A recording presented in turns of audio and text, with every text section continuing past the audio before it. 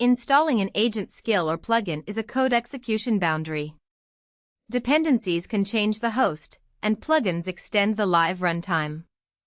OpenClaw can place an operator-owned policy gate after source staging but before installation or update continues.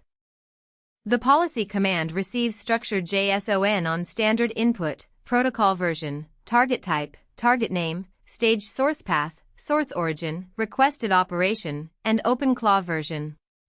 The decision can therefore depend on exactly what is landing and where it came from. The command returns one JSON object using protocol version 1. It either allows the target or blocks it with an operator-readable reason.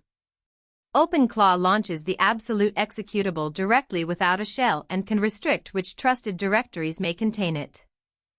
The safety model fails closed. A non-zero exit, timeout, stalled output, malformed JSON, missing field, unsupported protocol, or unavailable executable blocks the install. Enabling policy never creates a silent bypass when the policy service breaks. OpenClaw Doctor performs static validation. Doctor-deep executes a synthetic install probe against the configured command.